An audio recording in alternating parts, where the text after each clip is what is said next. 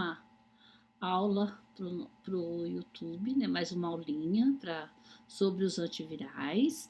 Então, na primeira aula, a gente falou um pouquinho sobre vírus e falamos um pouquinho sobre as doenças causadas por vírus. A gente classificou os vírus em vírus DNA e RNA.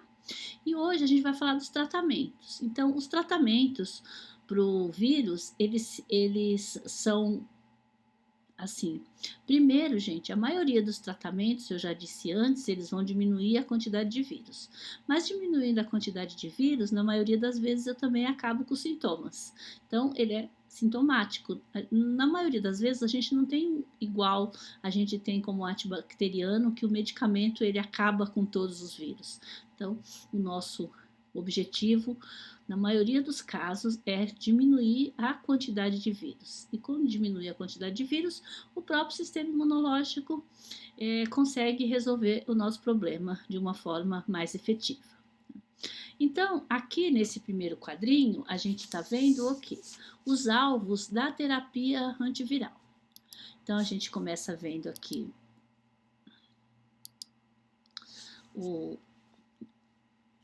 os alvos. Então, onde o antiviral ele pode agir? Então, primeiro ele vai poder agir na dissorção do vírus na célula. Então, o vírus ele tem essas proteínas externas aqui, ó, que essas proteínas é que vão definir o tipo de célula que eles vão se ligar. Então, eu vou ter medicamento que vai bloquear essas proteínas do vírus. Eu tenho a dissorção na dissorção da célula. Eu posso agir também na penetração do vírus e no desnudamento. Então, quando o vírus entra na minha célula para liberar o material proteico dele mais as enzimas, ele perde aquela capa de proteína. Então, esta penetração também eu posso prejudicar com alguns medicamentos antivirais. A maioria dos antivirais, eles vão agir no ciclo de replicação viral, que é a multiplicação do vírus dentro da nossa célula, tá? Então, dos componentes da replicação dos vírus, tá? Eu posso inibir algumas enzimas que são importantes para que aconteça a replicação. A replicação é assim, eu tenho um e vão sair vários vírus parasitando essa minha célula. E eu posso também agir na maturação, montagem e liberação do vírus, porque aqui, quando tem a produção da proteína, acontece a maturação para poder montagem e a liberação do vírus novamente para a corrente sanguínea, para esses novos vírus que foram produzidos, replicados aqui, eles poderem invadir novas células e causar, assim, esse é o ciclo do vírus, como a gente já tinha dito antes, tá? Então, eu vou agir na replicação, eu vou agir na dissorção, na penetração e no desnudamento, em componentes da replicação, na maturação, na montagem e na liberação dos vírus. Esses são os meus alvos. E assim, pessoal, eu não vou falar de todas as doenças que a gente vai tratar com antivirais. Mas como a professora sempre fala, o nosso objetivo é preparar vocês para trabalhar na saúde pública. Então, o que na prática a gente usa antiviral? Para quê? Para tratar, então eu vou falar da influenza, da hepatite, do HIV e da herpes, tá? Então, eu vou falar desses 4 tratamentos, que são os medicamentos que vocês vão encontrar no seu dia a dia, nas unidades básicas de saúde e nos hospitais. Tá? Então, nós vamos começar falando do tratamento da influenza. A influenza é o vírus da gripe, tá? Mas normalmente a gripe comum a gente trata sintomatologicamente e o sistema imunológico próprio dá conta dela. Mas, no caso da H1N1, tá? Então, a influenza A gente precisa de tratamento. Então, a gente tem no mercado, para o tratamento da influenza, para diminuir o vírus da influenza, a gente tem esses 2 fármacos, um chamado amantadina e o outro chamado rimatandina, que são do mesmo grupo. E eles são classificados como inibidores de um íon chamado M2. Esse M2, ele age inibindo a atividade da proteína necessária para a liberação do material genético dentro da célula. Então, voltando um pouquinho atrás, só para a gente entender, ó, o vírus grudou aqui e aí ele vai ter que liberar um material genético aqui dentro da célula. Então ele vai agir aqui neste canalzinho que vai promover esta liberação do vírus aqui dentro da célula. É assim que age esse grupo chamado inibidores do canais de íon M2. Tá? Então, a gente tem a amantadina e a rimatandina. A eficácia dessa classe é limitada por dois fatores importantes: o desenvolvimento de resistência e os efeitos adversos. Então, a gente não usa muito esses medicamentos para tratar o vírus da influenza. Quando a gente teve, em 2009, aquela pandemia também, não chegou a ser uma pandemia, mas foi uma epidemia de H1N1, a gente não utilizou muito esses medicamentos. Por quê? Porque eles, assim, como a gente viu no mecanismo de ação dele, então ele vai agir logo que a célula entre e aí vai prevenir essa infecção desta forma. Então, se já faz alguns dias, se eu já tenho sintomas, significa que eu já tenho vários vírus que já entraram dentro das minhas células e já estão promovendo esta replicação. E eles não vão agir na replicação, eles vão agir inibindo a entrada do vírus na minha célula. Então, se o estrago já está feito, se eu já tenho sintomas, esses medicamentos eles não são muito eficazes. Então, ele deveria ser usado apenas na profilaxia, tá? Então, porque, é utilizado apenas na profilaxia ou imediatamente após a contaminação. Como eu não sei quando essa contaminação acontece, ele perde a eficácia no tratamento da H1N1. Professora, mas por que você está falando dele? Primeiro, para vocês saberem que ele existe, o mecanismo de ação dele, que age logo na liberação lá do material proteico dentro da célula. Eles são ativos apenas contra influenza. Tá? Aqui tem os efeitos adversos, e nos efeitos adversos também ocorrem ansiedade, nervosismo e irritabilidade. Então, a gente não sabe por que, assim, não se sabe o mecanismo, mas esse medicamento, ele diminui os sintomas do mal de Parkinson. Então, hoje, ele é padronizado, ele está na rede pública de saúde, no programa de alto custo, vocês vão encontrar a amantadina, e a amantadina é utilizada no tratamento do mal de Parkinson. Então, o pessoal que trabalha no serviço de alto custo vai encontrar lá a amantadina e vai dispensar ela para mal de Parkinson. Assim como a gente já falou de outros fármacos que são liberados para outro uso que não o que está delimitado na bula. Então, ela é uma anti-influenza, mas ela é utilizada para mal de Parkinson, tá? Então, por isso que ela que a professora colocou ela, que ela é interessante. Na influenza, então, ela deveria ser usada apenas na profilaxia. Então, a gente praticamente não usa muito ela para o tratamento antiviral. Agora, a gente usa bastante, e esse daí vocês vão encontrar nas unidades básicas, o oseltamivir. O oseltamivir e o zanamivir. Em 2009, o pessoal que já trabalhava em 2009 usou muito esse medicamento, né? Mas agora, mesmo agora, gente, é que a gente só ouve falar de coronavírus, né, de Covid-19, de novo coronavírus, mas a gente ainda tem, e sempre que, principalmente agora no inverno, a gente tem surtos de H1N1. Então, a gente continua utilizando bastante esses medicamentos aqui. Eles são inibidores que a gente chama da neuramidases. Inibem a molécula neuramidases, presente na superfície dos vírus de influenza, que também é indispensável para a liberação dos vírus recém-formados das células infectadas. Então, voltando ao nosso esqueminha lá, a célula aqui, acontece toda essa parte de maturação para esse vírus ficar bonitinho, igual esse daqui. Quando acontece a maturação, ele é liberado na corrente sanguínea. Então, aqui eu preciso da neuramidase. Se eu não tiver a neuramidase, eu não vou ter esse vírus também na circulação, pronto para estar infectando outras células do meu organismo, tá? Então, aqui, voltando, o oseltamivir e o zanamivir são inibidores da neuramidase e eles são que eles inibem a liberação dos vírus das células infectadas.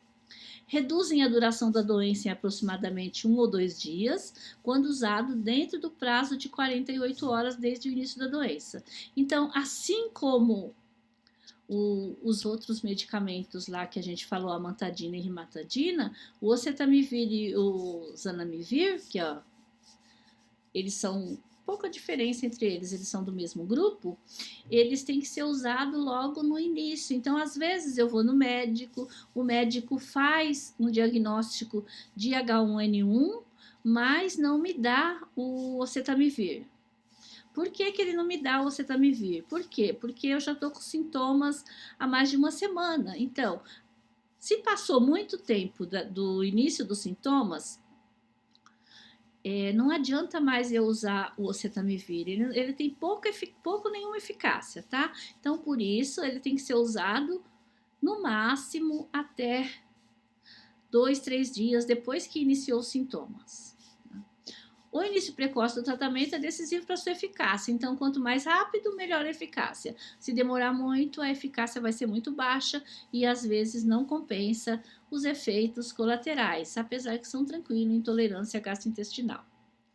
Então, aqui, ó, o medicamento é padronizado na rede para tratamento de H1N1, tá? Então, o oseltamivir, quando acontece com a H1N1, ela é de notificação, então o pessoal notifica a SUVES, que é a unidade que faz a vigilância sanitária, a SUVES vem e eles que controlam a liberação desse medicamento, oseltamivir ou do zanamivir. Pediatras às vezes gostam de prescrever o zanamivir, mas esse daqui, o oseltamivir, é o mais conhecido e o mais utilizado. E agora, como a gente teve está tendo nesta pandemia de coronavírus, o oseltamivir é um dos medicamentos que eles também usam tentando combater o coronavírus, tá? Então, os pacientes usam o oseltamivir. Não adianta me perguntar, eu não sei a eficácia, não sei por que eles estão tentando usar, mas eles pensam. É um antiviral, esse vírus ataca o sistema respiratório, o outro também, então nós vamos tentar usar o oseltamivir, e o oseltamivir tem sido usado no tratamento da Covid-19. Mais para frente, talvez a gente tenha uma resposta se eles são úteis ou não.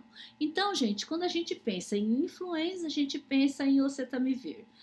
O tratamento da influenza, principalmente do H1N1, ele é feito com oseltamivir. O tratamento da herpes. O tratamento da herpes, como a gente já falou aqui, a gente tem herpes simples, herpes simples tipo 1, herpes simples tipo 2, que é a genital, herpes zoster. Tem vários tipos de herpes, mas basicamente esse é um vírus do tipo DNA. E as drogas que têm atividade contra o vírus da herpes, que são vários fármacos que a gente vai ver aqui, todos eles vão ter ação em cima dos vírus da herpes, e eles vão agir inibindo uma enzima chamada DNA polimerase. Por que eles vão agir inibindo essa enzima? Porque todos eles são estruturas químicas parecidas ou com purinas ou com pirimidinas, que são matéria-prima de DNA. Então, para síntese de DNA viral, a gente precisa de purinas e pirimidinas. E aí, esses fármacos, eles vão entrar como se fosse purina e pirimidina. Então, é o que a gente chama de falso substrato, utilizado por essa enzima, e aí vai inibir a replicação do vírus. Então, vai inibir a replicação do vírus porque eles são falso substrato. A gente tem o que vocês vão encontrar nas unidades públicas de saúde aqui da Prefeitura do município de São Paulo, a gente tem o aciclovir. O aciclovir, o nome comercial dele é o Zovirax, e ele tem em todas as apresentações farmacêuticas possíveis. Tem comprimido, tem pomada oftálmica, tem injetável, só não tem suspensão. Suspensão não tem. Então, pediatria é meio complicado. Ele é ativo contra a herpes simples, tipo 1, tipo 2 e a zoster. Então, a gente utiliza efeitos adversos. depende um pouco da via de administração. Se for por via oral, é pouco frequente. Se for por via intravenoso, pode acontecer a toxicidade renal, principalmente em paciente que tiver imunocomprometido. E também pode aparecer o que a gente chamou aqui de púrpura trombocitopênica, que é aquelas manchas avermelhadas provocadas por hemorragias em determinados locais. O fármaco, então, é padronizado na rede, é o via oral, comprimido, tópico, creme, pomada oftálmica e injetável. Então, pensou em herpes, pensou em aciclovir, tá? Que é o que a gente tem padronizado na rede. Bom, mas aí, gente, às vezes tem os outros medicamentos, então a gente vai falar do cidofovir. Olha, eu vou falar rapidamente de alguns desses fármacos. É só intravascular, geralmente é utilizado para uma doença transmitida por vírus chamado citomegalovírus. Citomegalovírus é muito frequente em paciente imunodeprimido. Em paciente imunodeprimido, quando a gente pensa em paciente imunodeprimido, a professora sempre lembra do portador de HIV. Então, o portador de HIV pode apresentar uma retinopatia que é provocado por esse citomegalovírus. O uso dele é um pouco limitado porque ele apresenta bastante toxicidade renal. A gente tem o fanciclovir, que é uma prodroga, depois ela é convertido em penciclovir. E ele é de uso oral, tão eficaz quanto a aciclovir nos casos de herpes genital e herpes zoster, e mais biodisponível do que o aciclovir após a administração oral. O que é essa questão de biodisponível? Ele alcança uma concentração maior no nosso organismo do que o aciclovir. E é importante para infecção por varicela zoster. A professora falou, quando falou na aula passada, que a varicela zoster, principalmente na área hospitalar, ela é bem complicada porque ela é de fácil contaminação. Então, a gente precisa tratar e, além do mais, ainda precisa isolar os pacientes. Tá? É aquela que segue o caminho do nervo e que causa dor. Aí a gente tem um medicamento chamado Fomivirsen, atividade potente também contra o citomegalovírus, para pacientes com infecção com HIV, que apresenta essa retinite por citomegalovírus e que é resistente a outras terapias. Então, primeiro eu vou usar cidofovir, ou eu posso usar um outro fármaco. Aí, se for resistente a outro fármaco, eu preciso ter opção, e uma das opções é o Fomivirsen. A gente tem o Forscanet. O Forscanet tem um espectro de ação amplo, ele é utilizado para o vírus da herpes simples e para o vírus da herpes zoster, que é resistente ao aciclovir. Então, herpes zoster resistente ao aciclovir, eu posso usar o Foscarnet. Ele foi utilizado bastante tempo e ele tem uma ação também sobre a hepatite B. Ele age também, esses vírus, eles são todos parecidos com o vírus da herpes. Então, eles são como a hepatite B, é vírus do tipo que a gente chama de vírus DNA. Bom, e ele também tem um vírus, né, que eles chamam de vírus da herpes 8, que é o que causa o que a gente chama, quando o portador, principalmente o imunodeprimido, ele tem umas feridas na pele, que é um câncer chamado sarcoma de Kaposi. Tá? Então, ele pode ser utilizado também para tratar o sarcoma de Kaposi. E o citomegalovírus resistente, principalmente a ganciclovir.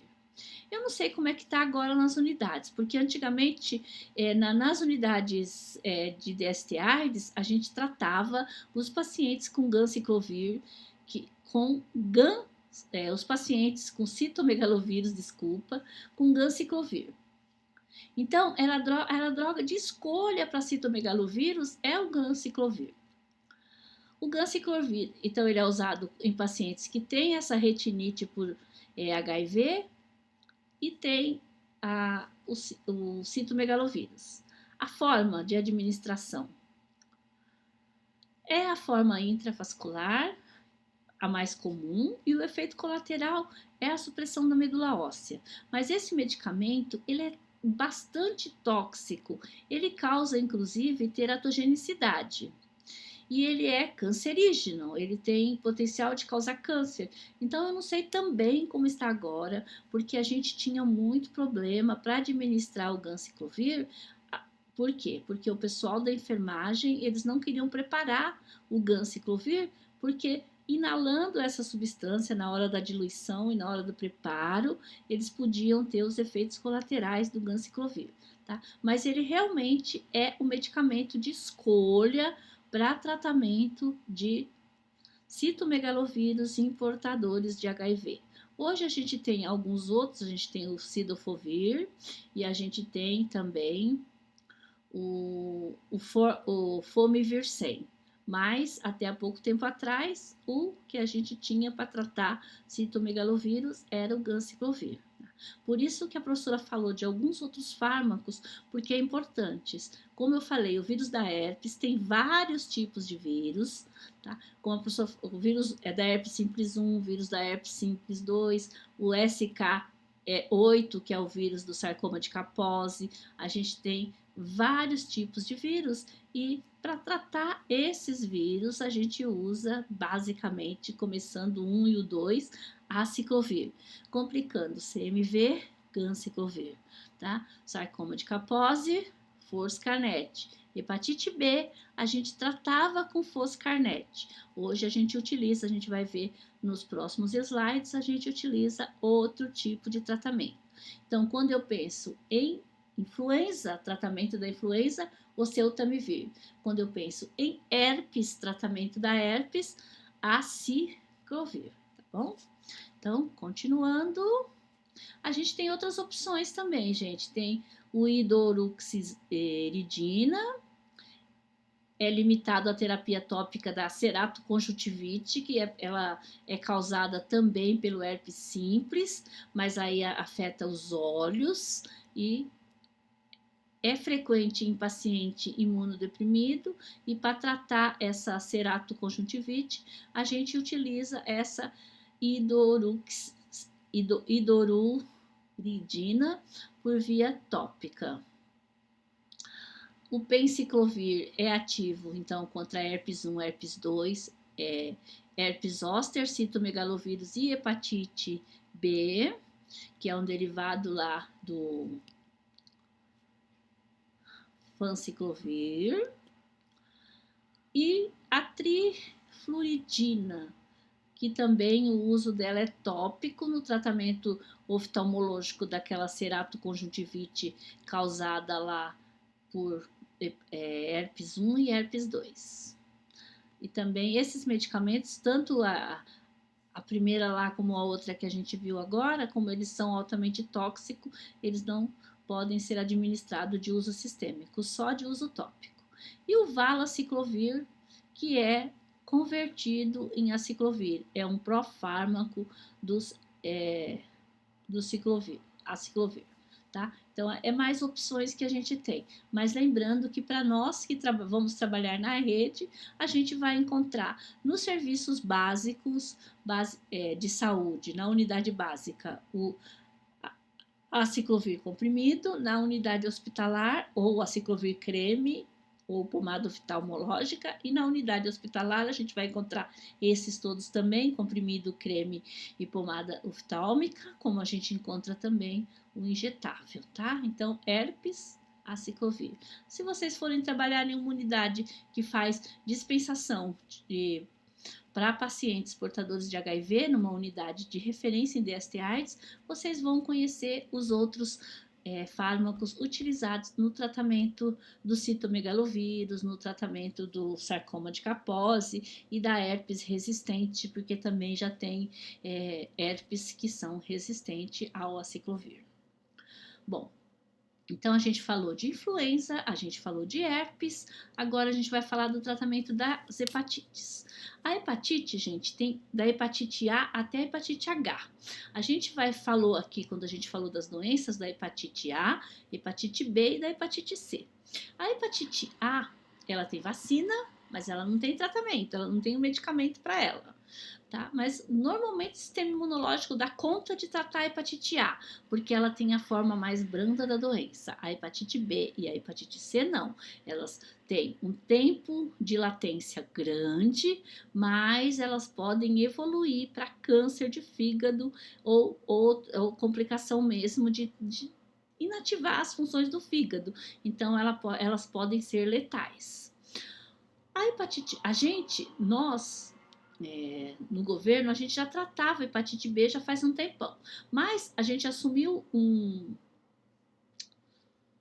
um protocolo de tratamento desde 2018. O Brasil se propôs a acabar com a hepatite B e C. São muitas pessoas que morrem todos os dias no mundo inteiro e o Brasil se propôs, na Organização Mundial de Saúde, existe lá um planejamento onde o Brasil se propõe a erradicar a hepatite B e C até 2022.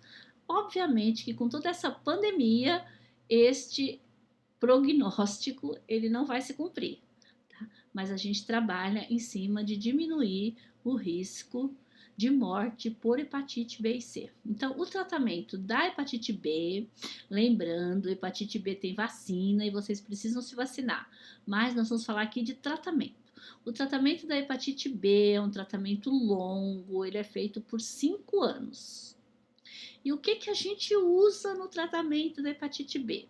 A gente usa uma substância chamada interferon. Na verdade, o interferon a gente produz ela por técnicas de engenharia, de bioengenharia, onde a gente produz, são proteínas produzidas pelas células de defesa que protegem as outras células da invasão de outros vírus. Então é assim, quando a minha célula é invadida por um vírus, a minha própria célula de defesa produz uma substância que previne as outras células vizinhas de serem de estar sendo infectadas por aquele vírus, elas formam uma proteção. E essa proteína de proteção produzida pelo meu sistema imunológico, a gente chama de interferon. Então, o que a gente fez? A gente sintetizou esse interferon e aí administra esse interferon. A gente tem 3 tipos de interferon. Alfa, beta e gama, mas a gente utiliza no tratamento da hepatite, das hepatites, né? A gente utiliza os alfas interferons. Bom, e aí, como é um produto baseado numa proteína produzida pelo nosso organismo, ela é sensível à acidez gástrica, então ela não pode ser feita pela via oral. Tá? Então, ela tem que ser administrada subcutâneo. E tem a apresentação tradicional e tem a apresentação peguilada. Olha, saiu leada ali, mas é peguilada, gente, desculpa. Tem a apresentação peguilada.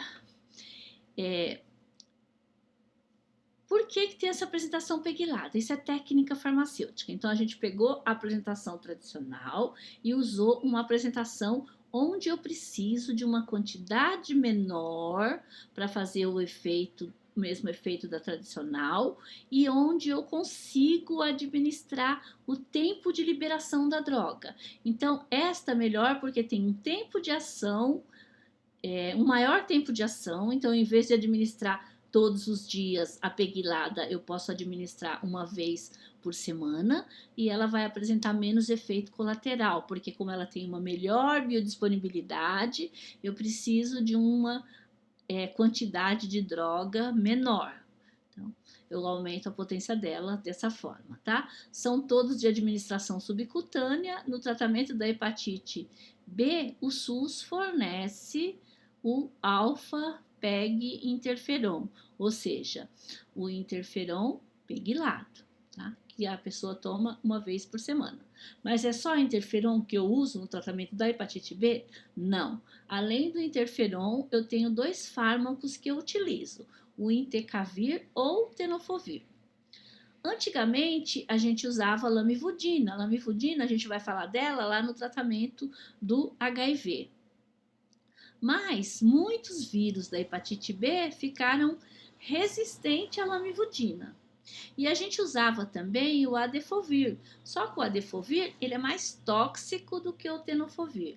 Então, hoje no tratamento da hepatite B, que é longo, 5 anos, a gente utiliza o alfa-interferon, que é o pegilado, alfa-peg-interferon, e o entecavir ou tenofovir, aí vai depender do histórico do paciente, tá? Então, foi substituído. Se vocês verem uma documentação um pouquinho mais antigo, vocês vão ver que lá tá lamivudina ou adefovir, que foram substituídos atualmente pelo entecavir ou tenofovir. Então, isso é bem novinho.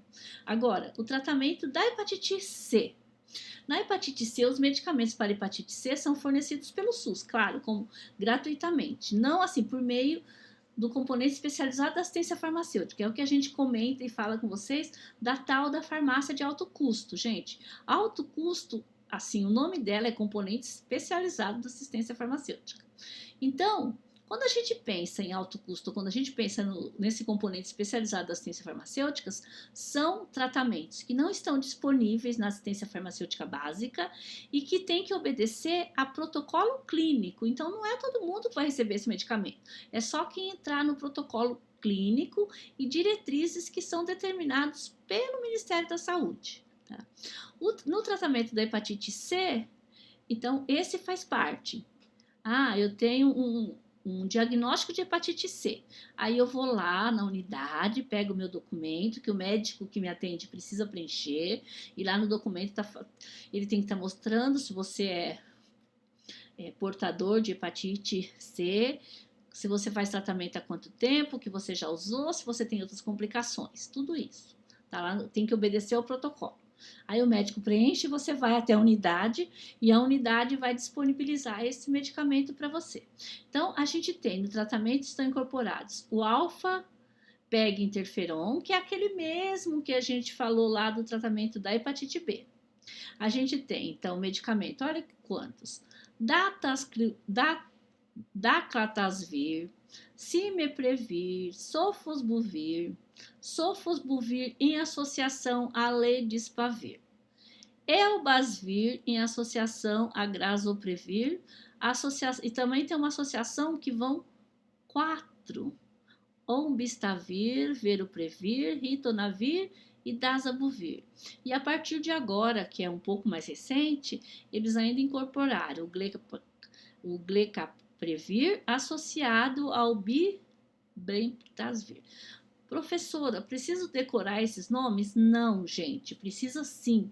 É muito importante que vocês oriente o paciente. O tratamento é gratuito, mas não quer dizer que o tratamento é barato. O tratamento é gratuito, mas esses medicamentos são muito caros. Para vocês terem uma ideia, o tratamento da hepatite C, cada tratamento custa em torno de R$300 mil. Tá? Então, é importante. Por que eu estou falando de preço? Porque é importante. É importante por conta da questão da adesão ao tratamento. Então, o paciente precisa fazer adesão ao tratamento. Nós temos um compromisso a ser cumprido para erradicar a hepatite, mas não adianta só o compromisso do governo se não tiver a adesão, se esse medicamento ele não for dispensado com orientação ao paciente, que esse medicamento ele precisa ser utilizado adequadamente, tá? Então, a gente tem a associação de glecaprevir mais pibentasvir, é uma associação de 2 antivirais de ação direta capaz de combater todos os genótipos de hepatite C. Então, a eficácia da terapia, ela varia de 90% a 100%, dependendo do tipo, da condição clínica, da presença de outras doenças. Além disso, a gente está tratando em um período que varia entre 8 a 16 semanas, enquanto os demais medicamentos que já foram incorporados, o tratamento era de 8 a 24 semanas, tá, gente? Parece que não. Mas isso dá muita diferença, 2 meses pelo menos de diferença. Lembra que eu falei, o tratamento é muito caro, certo? Então as pessoas precisam fazer corretamente o tratamento. Agora, professora, por que tem tantos medicamentos? Por quê? Porque o médico ele vai ver qual o melhor tratamento para aquele paciente. E o que ele vai levar em conta? Se a pessoa, a condição clínica, se a pessoa só tem hepatite C, se ela tem hepatite C e HIV, se ela já apresenta algum sintoma, se ela não apresenta sintoma. Então, tudo isso vai levar em conta na hora de prescrever o medicamento. Mas aí, prescrever o medicamento, você foi lá na farmácia de alto custo, conseguiu o medicamento, é importante orientar os pacientes que precisa fazer o tratamento de uma forma completa e correta, para poder não desperdiçar todo esse dinheiro que é gasto no tratamento da hepatite C. Bom, como eu disse, a gente ia falar do tratamento da herpes, influenza, hepatites e HIV, tá? Então, agora nós vamos falar dos medicamentos utilizados no tratamento do HIV. Então, os medicamentos no tratamento de HIV são chamados antirretrovirais. Por quê? Porque o HIV é um retrovírus, é um vírus do tipo RNA e ele apresenta aquela enzima chamada transcriptase reversa. Eles surgiram na década de 80. Na verdade, aqui a gente, se alguém lembra ainda, o Cazuza utilizava, né? Acho que ele morreu em 85, 84, não tenho bem certeza, no início dos anos 80, eles conseguiam, mas era importado e também só tinha poucos medicamentos. Então, esses medicamentos são usados por quê? Para impedir a multiplicação do vírus no nosso organismo. Então, lembra, o objetivo não é exterminar o vírus, é diminuir o crescimento, sempre. Eles não matam HIV, mas ajudam a evitar o enfraquecimento do sistema imunológico. Por isso, o seu uso é fundamental para aumentar o tempo e, principalmente, a qualidade de vida de quem tem HIV/AIDS. No Brasil, distribui-se desde 1996. Gente, o Brasil é um dos poucos países que distribui gratuitamente pelo Sistema Único de Saúde o medicamento para HIV. Tudo que você precisa, segundo dados de dezembro de 2013, a gente tinha 353 mil pessoas que recebiam, esses dados são de 2013.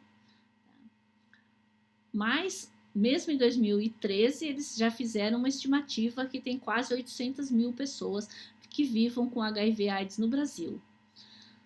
E, em 2013 também, já tinha esses 22 medicamentos que foram divididos em 6 tipos. Alguns já saíram, que a gente vai ver a Estavudina e o Idinavir. Eles deixaram de ser distribuídos devido aos efeitos tóxicos, então o pessoal está sempre atualizando.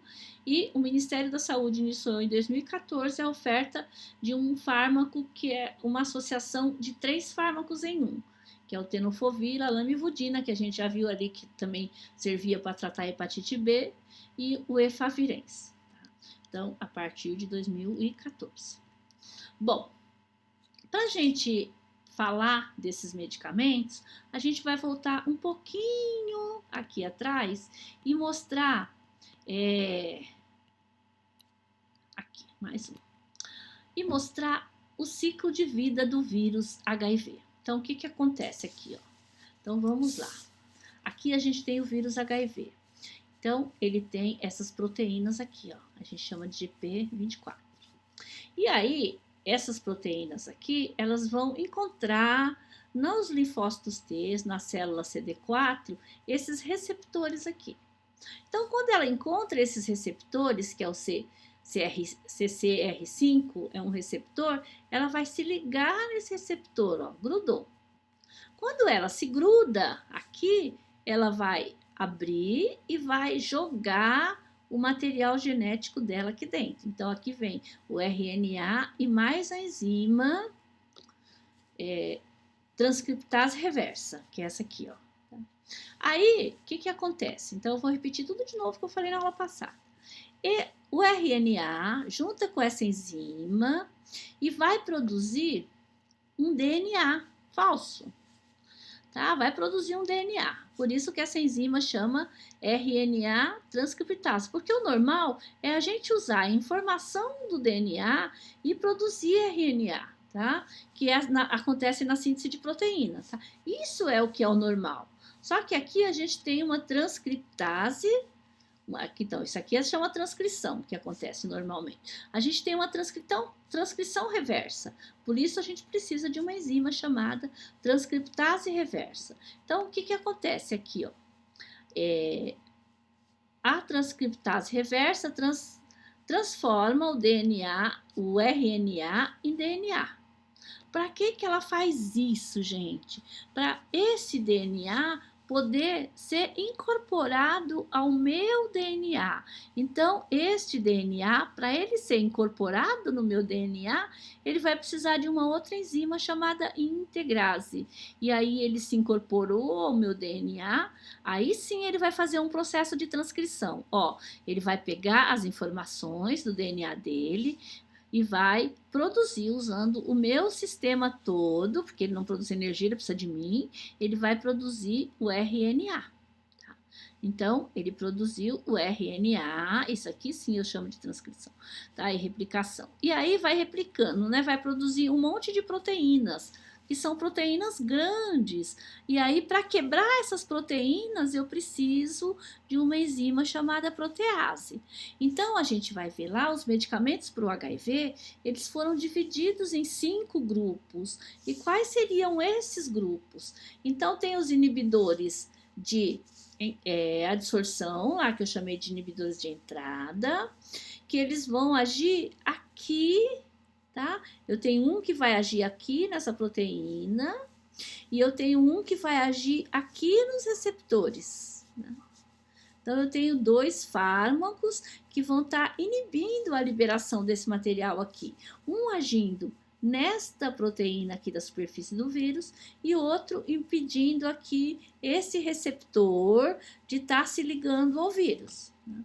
Aí eu vou ter 2 grupos de fármacos que vão agir aqui na transcriptase reversa.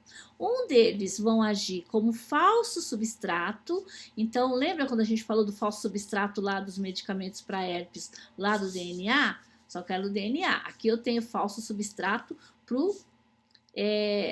transcriptase reversa também. Tá? Então, eles vão agir como purinas ou pirimidinas falsas. Então, são o que a gente chama de nucleotídeos. Eles vão agir como falso nucleotídeo aqui. E tem um grupo que simplesmente vai inibir a enzima. Eles não são nucleotídeos. Então, aqui a gente tem 2 grupos também. Tem todos os 2 grupos vão agir na transcriptase reversa. Um como falso substrato e o outro como inibidor enzimático. Então, a gente vai ter 2 grupos aqui. Então, 2 aqui, 4. Aí, a gente tem um que vai inibir a integrase, que é essa enzima aqui que faz o DNA se ligar ao núcleo da célula. E a gente tem os inibidores de protease, que vai inibir aquela enzima lá de cortar a proteína para ela poder fazer o vírus bonitinho aqui para ser lançado na corrente sanguínea. Então, como vocês podem estar vendo, a maioria dos medicamentos, eles vão agir aqui na multiplicação do vírus. Tá? Se esse vírus não está se multiplicando, esses medicamentos, praticamente, eles não fazem muito efeito. E isso que acontece, por isso que eu falo para vocês. O tratamento, ele não pode ser interrompido quando eu faço um exame e o exame dá que eu estou com carga viral indetectável, tá? Porque eu estou com carga viral indetectável, não quer dizer que eu não seja HIV positivo. Porque o vírus, ele pode estar paradinho aqui dentro da minha célula. Só que, de repente, a fábrica se liga de novo e ele começa a produzir.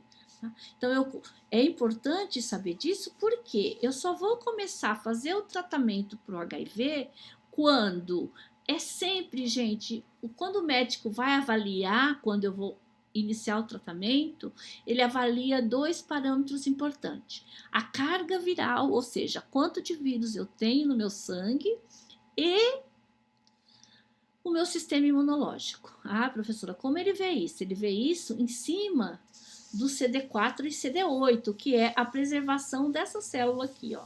Então, se eu tiver Um CD4 e CD8 alto significa que eu estou com bastante célula, linfócito com função preservada, ou seja, o meu sistema imunológico está bom.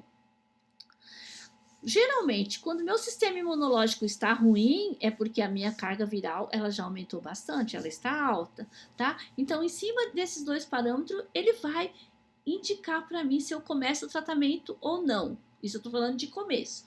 Mas a partir do momento que eu começo a fazer o meu tratamento, eu jamais vou poder parar. Eu vou tomar ele o resto da minha vida. Por quê? Mesmo eu estando, como eu disse, com carga viral indetectável, e seria muito bom se eu conseguir manter isso, não quer dizer que eu não tenho vírus. Eu tenho vírus e uma hora ou outra ele pode aumentar a quantidade de vírus no sangue e aí ele vai detonar o meu sistema imunológico e eu vou apresentar as doenças oportunistas. E o problema do portador de HIV são as doenças oportunistas, são as infecções que se instalam porque o meu sistema imunológico não está funcionando corretamente, tá? Então, os medicamentos, como a gente viu, bom, nossa, voltou para cá, não. Então, vamos voltar lá para o tratamento do HIV. Então, voltando aqui um quadrinho, tá? Aqui, tá? Então, como a gente viu, eles são distribuídos em 6 grupos. Então, vamos ver aqui quais são. Então, os primeiros de todos são os inibidores, aqueles falsos, que eu falei, os falsos substrato. Então, eles são nucleosídeos da transcriptase reversa. Ó, esta classe atua sobre a enzima, tornando defeituosa a cadeia de DNA que o vírus cria dentro das células de defesa do organismo. Essa ação impede que o vírus se reproduz. Então, ela vai agir lá naquela enzima, aquela enzima que pega o RNA do vírus e vai transformar ele em DNA, que é a transcriptase reversa. Então, ela vai agir como se fosse falso material para a síntese desse DNA.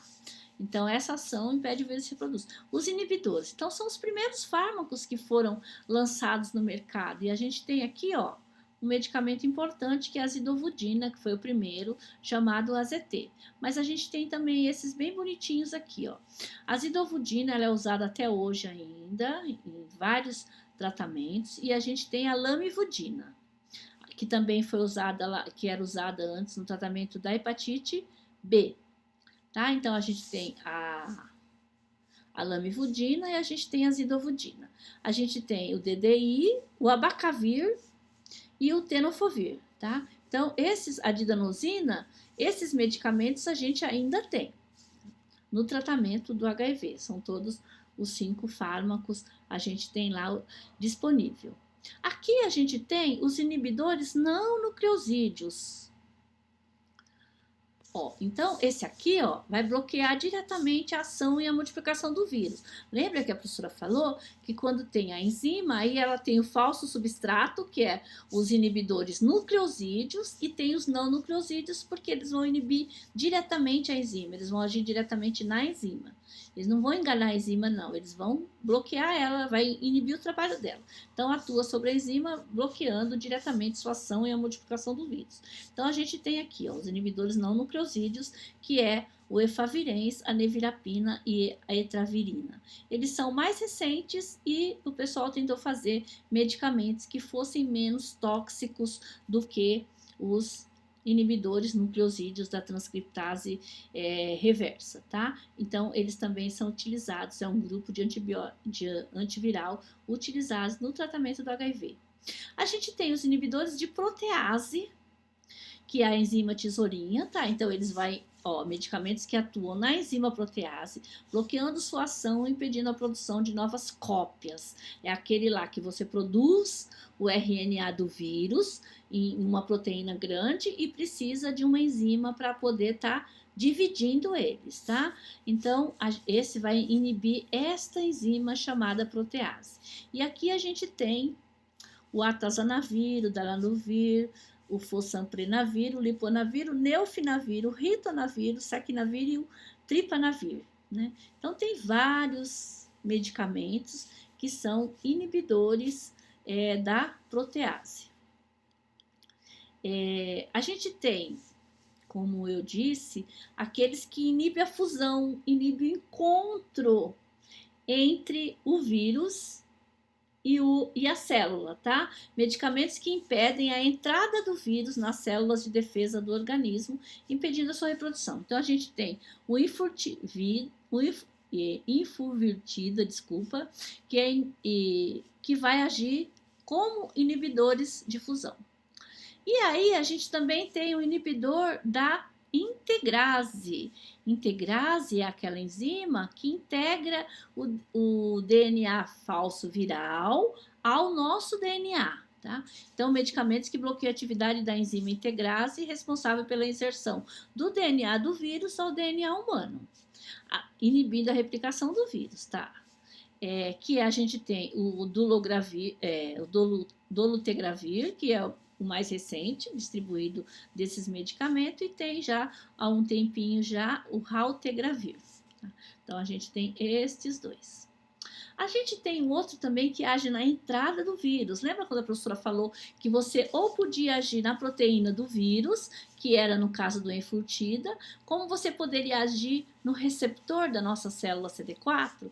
Então, esse aqui vai bloquear a entrada do vírus nas células, impedindo a sua reprodução. No caso sua atuação se baseia no bloqueio dos receptores CCR5, a proteína localizada na superfície das nossas células do sistema imunológico, impedindo a entrada do HIV e a infecção dessas células, tá? Então, esse vai inibir aquele receptor que é identificado pelo vírus na nossa célula.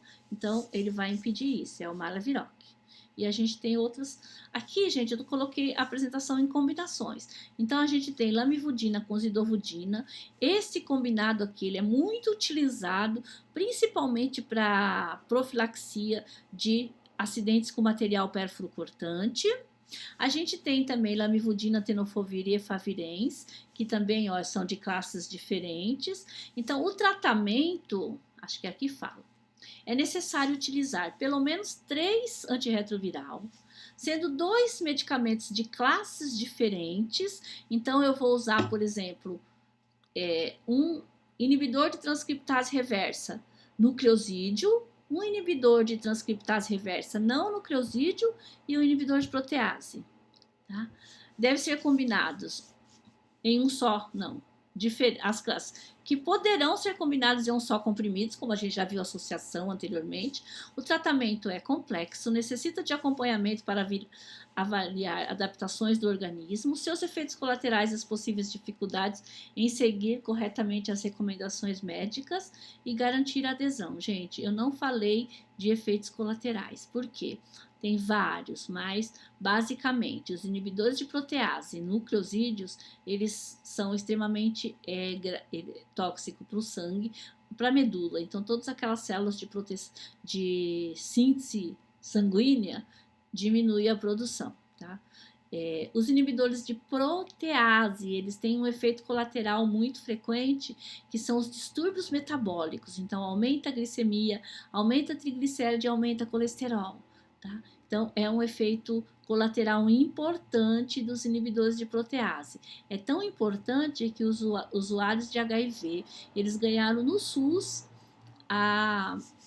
eles têm no SUS lá uma diretriz que garante para os portadores de HIV que fazem tratamento com antirretroviral fazer a lipoaspiração pelo SUS. Tá? Então, porque ele causa bastante distúrbio metabólico.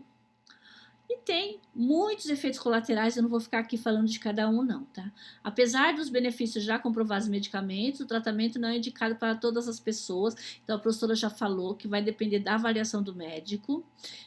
Os medicamentos aumentam o tempo e a qualidade de vida de quem segue o tratamento corretamente, mas pode causar, claro, efeitos colaterais. Depois da indicação do médico e com a receita em mãos, o paciente deve retirar os medicamentos em uma unidade dispensadora. Então, a gente tem um programa e a gente tem as unidades dispensadoras do medicamento para o HIV, tá? Gente, então, era isso. Eu acredito que deva ter acabado o meu conteúdo e agradeço você.